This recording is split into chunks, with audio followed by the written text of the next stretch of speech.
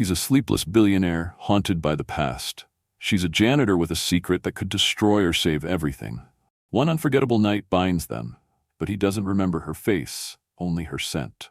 As lies spiral, betrayals unfold, and a corporate empire teeters on the edge, the truth hides in plain sight. Will he discover the real woman behind his only moment of peace before it's too late? Where are you watching from? Drop your city in the comments. I'd love to know. And don't forget to subscribe for more powerful stories just like this one. You won't want to miss what's coming next. Elias Mercer hated galas. The lights were too bright, the handshakes too fake, the champagne too warm. Yet here he was again, standing in the middle of Nova Biotech's annual celebration, trapped in a ballroom full of polished smiles and self-congratulatory executives. It was his company, his empire. But tonight, it felt like a cage of glass and noise. He adjusted the cuff of his custom-tailored suit, his eyes scanning the crowd with the practiced coldness of someone who'd spent a decade hiding how little he slept, how little he trusted, how empty he felt despite owning everything. He hadn't slept more than 2 hours a night in years. Doctors had thrown pills at him. Therapists had dug deep. Nothing worked. His mind wouldn't shut down. Not really. It churned constantly, calculating, anticipating, dissecting. The insomnia became part of his identity, a quiet war waged under designer suits and million-dollar pitches. But tonight, something inside him had cracked. He didn't know if it was the stress of the new product launch or just the crushing loneliness of it all. But somewhere around his third glass of scotch, Elias stopped pretending to be in control. He slipped out of the ballroom unnoticed, loosening his tie as he stumbled into the private elevator that led to his office. He barely managed to press the button for the top floor before his head lolled against the mirrored wall, his breath fogging up the glass. He felt hollow, like a man walking through a dream he couldn't wake from. The elevator doors opened with a soft ding, and he lurched forward, half collapsing against the wall of his office suite. That's when Callie Monroe found him. She wasn't supposed to be there. Janitors never worked during the gala. Too many eyes, too many secrets. But the cleaning schedule had been a mess this week, and her supervisor had begged her to cover a few extra hours. So she came in through the service entrance, kept her head down, and started polishing the untouched boardroom tables. She was in the middle of gathering garbage when she saw him. Elias Mercer, the man on every magazine cover, the sleepless king of Nova Biotech, slumped against the wall, his usually sharp face fogged with liquor and exhaustion. She froze, heart pounding. He looked up at her with bloodshot eyes and mumbled something she couldn't quite make out. There were paparazzi circling the building tonight, waiting to snap anything that looked like a scandal. She could have left him there, pretended she saw nothing, but that wasn't her. So she walked toward him, carefully, and offered her arm. To her surprise, he took it, staggering as she led him past the sleek glass doors into his office. "Just 5 minutes," he muttered, collapsing onto the leather couch like a man finally giving in. Callie hesitated. She should have walked away, should have closed the door and gone back to her mop. But something about him, the way he seemed so broken despite his tailored suit, made her pause. There was a half-empty bottle of whiskey on his desk. He gestured to it and poured himself another. Then, without asking, he poured one for her too. "To silence," he said, raising his glass. She sat down on the edge of the couch, unsure of what to say. She wasn't dressed for this moment, just her faded uniform, scuffed sneakers, and a charm bracelet her mom had given her back when things were still okay. But for some reason, he didn't seem to care. They drank. They talked. He asked her what scent was on her. It was something woodsy, warm. She told him it was just sandalwood oil, something she kept in her cleaning kit to mask the chemical smell. He smiled for the first time that night. And then, as if the weight of the world had finally crushed him down to something human, Elias leaned back and closed his eyes. She should have left then. But he reached for her hand, and something about his touch, the loneliness in his voice, the way he asked her to stay, it broke her. One moment turned into two, into warmth and whiskey, into skin brushing skin. When she woke hours later, tangled in his sheets, the skyline bleeding orange through the windows, she panicked. She dressed quietly, heart thudding, and fled. But she didn't realize her bracelet had slipped off, tucked between the couch cushions, until it was too late. Elias woke to the unfamiliar sensation of peace. For a moment, he didn't even recognize the feeling, like waking from a dream and not wanting to move for fear it might shatter. The sunlight filtered through the tall windows of his office, golden and soft, brushing over the sleek furniture and glass walls. His head ached from the whiskey, but that wasn't what caught his attention. No, it was the stillness inside him. No thoughts racing, no pressure behind his eyes, just rest. He sat up slowly, blinking the fog from his mind. The couch creaked beneath him. There was no sign of the woman from the night before, only the faint trace of a scent in the air, warm, woody, slightly sweet. Sandalwood. It lingered like a whisper, clinging to the leather and the folds of the throw blanket tangled at his feet. He turned, and that's when he saw it. A silver bracelet, delicate and slender, half hidden between the cushions. A small charm dangled from it, shaped like a crescent moon. He picked it up carefully, as if it might vanish in his hands. She left something behind. She was real. He didn't remember her name. He didn't remember much at all. Just flashes, her laugh, low and nervous, the way her hand brushed his, the scent that followed her like a signature. But she was gone. And now, all he had was a bracelet and that scent. Sloan Whitmore walked into his office 30 minutes later, as composed and polished as ever. Her dark red lipstick hadn't smudged, her heels clicked like punctuation on marble, and her eyes took in everything. She paused when she saw Elias sitting there, shirt rumpled, tie gone, holding the bracelet like it was a holy relic. For a heartbeat, she did nothing. Then calmly, she crossed the room and set down the morning briefing on his desk. "You look like hell," she said smoothly, lips curving into something between a smirk and concern. Elias didn't answer. He was still staring at the bracelet. "Someone was here last night," he said, voice hoarse. "Oh?" Sloan asked, pretending to glance around casually. He looked up at her, something unreadable in his eyes. "I don't know who she was, but she helped me. I slept, Sloan, really slept." She froze, just a flicker, but it was enough. Her gaze dropped to the bracelet in his hand, and she recognized it immediately. She'd seen it before, on a janitor, the one with the quiet eyes and the perpetually tired posture. She didn't know the girl's name, but she knew an opportunity when she saw one. Elias looked at her expectantly. "Does this look familiar?" he asked. Sloan hesitated for only a second. Then, smoothly, she stepped closer and took the bracelet from his hand. She twirled it around her fingers like she'd done it 1,000 times. "Of course," she said with a soft smile. "It's mine. I must have left it here during one of our late meetings." He exhaled like a man who'd just been given permission to believe in something. Relief flickered across his face. "It makes sense now," he murmured. "The scent, it's you. It had to be." Sloan didn't correct him. Why would she? If Elias believed she was the one who gave him his first full night of rest in years, it could mean everything. Access. Influence. Maybe even more. She slipped the bracelet into her pocket with a practiced ease and offered him a coy smile.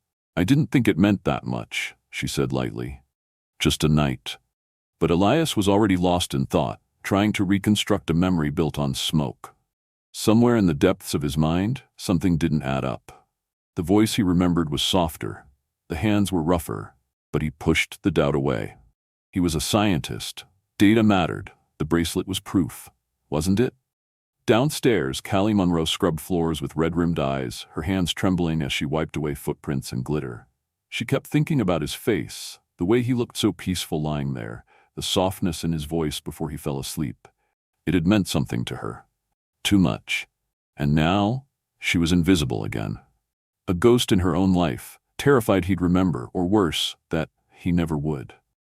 But fate, it seemed, had already started spinning its threads, and someone had just picked up a strand that didn't belong to her. Sloan Whitmore didn't waste time. The moment Elias started looking at her differently, softened eyes, longer glances, small smirks that hinted at something warmer, she knew the lie had taken root. It was easy to nurture. She played the role perfectly, never overreaching, never too eager, just close enough to seem intimate, just distant enough to let his imagination do the work. She didn't care if the bracelet belonged to some nobody cleaner. As far as she was concerned, that girl had given up her power the moment she disappeared. Now it was hers to claim.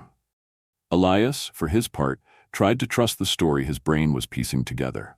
He wanted to believe it had been Sloane. The alternative, that a stranger had somehow cracked through his armor and disappeared without a trace, was too disorienting. But the scent, it still didn't sit right. It didn't linger when Sloane left the room. It didn't calm him the way it had that night. Still, he dismissed the unease as anxiety, as remnants of insomnia tightening their grip. And so he leaned in, dinner with Sloane, late-night meetings, even a conversation about how she might step into a more senior executive role. It made sense. She was smart, composed, respected, and if she made him feel even a fraction of what he felt that night, then maybe she was what he needed. Meanwhile, Callie Monroe was unraveling. Every floor she scrubbed, every hallway she mopped, brought her closer to Elias's orbit and further into the storm. She'd caught glimpses of him passing by, laughing softly with Sloane, standing tall beside her in meetings. It was like watching a stranger walk off with a piece of her soul. She knew she had no claim. She'd left without a word. She wasn't supposed to be there in the first place. But the ache didn't care about logic. She tried to forget, burying herself in double shifts and late hours. Her mother's health was declining, and every paycheck counted. She'd thought about quitting, but where else could she go? No savings, no degree, no backup plan. So she kept her head down and tried to survive, until fate shoved her into the spotlight she'd been hiding from. It happened on a Thursday afternoon when she was assigned to clean the executive offices. She pushed her cart down the hall, heart pounding with each step. She prayed Elias wouldn't be there. He always worked late, but maybe today would be different. Maybe she could get in and out unseen. No such luck. He was standing by the window when she entered. Sleeves rolled up, a glass of something dark in his hand. His hair slightly tousled like he'd run his fingers through it too many times. He turned as the door clicked open, and their eyes met. Callie froze. "I didn't realize anyone was scheduled to clean this late," he said, not unkindly. She fumbled for an excuse, gripping the handle of her mop like it might anchor her in place. "There was a spill report. I'll just be quick." But he didn't wave her off. Instead, he gestured toward a sleek silver device on his desk, a prototype. "You know anything about this?" he asked. "It's a scent diffuser we've been developing. Keeps short-circuiting, and the scent profiles are all off, supposed to help people sleep." Callie glanced at the machine. She recognized the model. She'd seen it months ago in the lab, back when she emptied the trash at night. It was supposed to blend essential oils with purified air. She hesitated, then stepped forward. "May I?" she asked softly. Elias watched her curiously as she knelt beside the unit, unscrewed a small compartment, and sniffed the inner chamber. She frowned. "It's too citrus-forward," she murmured, almost to herself. "You need a bass note, something grounding." She pulled a small vial from her cart, a habit she'd picked up from years of dealing with chemical smells. 1 drop of sandalwood. Just 1. As the scent hit the air, Elias stopped breathing. His hand clenched around the glass. The room transformed, same furniture, same light, but suddenly he was back on that couch, her laughter echoing in his ears. The warmth, the calm, it was her. He stared at Callie, eyes narrowing. "Where did you get that?" She stiffened. "Just something I use for cleaning," she said too quickly. "It helps with the smell of bleach." He didn't believe her. Not fully. Not yet. But something clicked. The bracelet. The scent. Her. His heart started racing as doubt crept in. Had he been wrong about Sloane? Had the woman he'd been chasing been right under his nose this whole time? Callie felt the shift in his gaze and panicked. She mumbled an apology, practically tripping over her cart as she hurried out the door, leaving Elias standing there, the scent of sandalwood curling around him like a ghost refusing to be forgotten. Sloane Whitmore always had a sixth sense for danger, especially when it threatened her plans. And Callie Monroe had just become a problem. It started as a hunch, a nagging itch in the back of her mind when she heard from a tech assistant that the janitor girl had been in Elias's office again, alone. Sloane smiled her polished smile, nodded like it was nothing, but her insides were already bristling. She'd spent too long orchestrating her ascent, grooming herself as the perfect partner for Elias, both professionally and personally. She wasn't going to let a girl with mop water on her shoes steal her spotlight.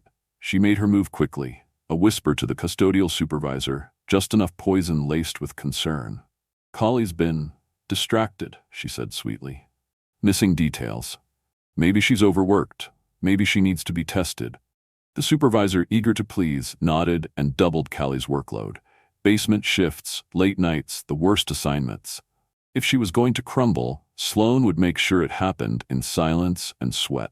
But Callie didn't break. She endured it, grinding through the endless list of tasks, her fingers raw from scrubbing, her body aching by the end of each night. All the while, she kept her eyes down and her heart guarded. Except, it was already too late for that. Elias had gotten under her skin, and worse, he was starting to pull her into his. He began showing up in places she didn't expect. Once, at midnight, when she was wrestling with a faulty vacuum in the east wing, he appeared beside her, and without a word, crouched down to help untangle the hose. She looked at him, confused. "You don't have to," she began. "It's stuck, isn't it?" he said, a hint of a smile tugging at his mouth. That was the beginning. They started talking more quietly away from the crowd. At first it was nothing, comments about the machine, shared coffee in the early hours, but it grew. One evening, on the rooftop terrace, with the city spread below them like stars spilled across asphalt, Elias asked about her life. Callie hesitated. Then she spoke. She told him about the neighborhood she grew up in, where sirens were lullabies and cracked sidewalks bore the weight of too many broken dreams. Her mother had worked double shifts in a diner, always coming home with sore feet and leftover pie. Her father hadn't stuck around long. The men who followed were worse. There was a time she'd hidden under the sink to avoid their yelling, their fists. But what she remembered most were the nights her mom would hand her tiny bottles of cheap oils, their secret antidote to chaos. "I'd mix them," Callie said, her voice soft in the night air. "Lavender, cedar, sandalwood. Whatever calmed the room, it was my way of pretending things could be okay." Elias didn't say anything right away, just looked at her, really looked, like he was seeing something no one else ever had. "You're stronger than anyone in this building," he murmured. She turned away, tears prickling, not from his words but from the fact that she believed him. Meanwhile, Sloane was watching everything. From her glass-walled office, from the cameras she'd discreetly placed in key corridors, she saw the way Elias paused when Callie passed, the way he smiled at her like he hadn't smiled at anyone in years. It made Sloane's stomach burn. But she wasn't just jealous, she was scared. Because Dorothy Caldwell, Elias's stepmother, was growing impatient. Dorothy had been biding her time, waiting for the perfect moment to undermine Elias's leadership. She wanted her son, Damien, to take over Nova Biotech, and Sloane was her inside weapon. Together, they were ready to strike. The plan was simple: discredit Elias, paint him as distracted, emotionally compromised. And what better way than to suggest he'd given an unstable janitor free rein over the company's flagship project? Sloane laid the final stone with a cruel precision. Late one night, using her credentials, she entered the lab where Callie's latest prototype, the upgraded scent diffuser, sat ready for testing. She opened the casing, added a trace of a flammable compound pulled from a secured shelf, and sealed it back like nothing had happened. She skipped the final safety protocols and marked the checklist as cleared. No one questioned her. She was the VP after all. If everything went according to plan, the upcoming launch event would be a disaster. The machine would fail spectacularly, Elias would be humiliated, and Callie would be blamed. Dorothy would demand a leadership change, and Sloane would rise in the ashes. What Sloane didn't count on, what she could never understand, was how real love, once rooted, has a way of surviving fire. And Callie and Elias, they were about to be tested by it. The launch day arrived like a storm. Bright lights, camera crews, the glint of polished shoes on marble floors. The Nova Biotech Innovation Summit was packed with investors, journalists, board members, and curious elites. The scent diffuser, now dubbed Project Solace, stood proudly on stage, sleek and silver, pulsing gently with a blue light. It was supposed to be the breakthrough of the year, the crowning jewel of Elias Mercer's vision. Instead, it was a trap waiting to spring. Backstage, Callie Monroe adjusted the cuffs of the blazer Elias had insisted she wear. It still felt foreign on her shoulders. She stood stiffly, hands cold, heart pounding against her ribs. Her eyes scanned the sea of faces through the curtain. So many strangers, so many powerful people. She wasn't meant to be here. she reminded herself. She was a janitor, not a scientist, not a face for the company. But Elias had told her otherwise, said she was the reason any of this worked. Said she belonged, so she stayed. Elias stood beside her, calm in appearance but battle-ready beneath the surface. He gave her a small nod, a flicker of pride in his expression. "Ready?" he asked. "No," she whispered. He smiled. "Good. That means it matters." He stepped onto the stage first, greeted by a wave of polite applause. He spoke smoothly about innovation, the science of scent, the future of mental health support. Then he did something unexpected. He brought Callie up, introduced her not as support staff, not as a background player, but as the core of Project Solace. She stepped onto the stage like she was walking on air, her knees trembling, her mouth dry.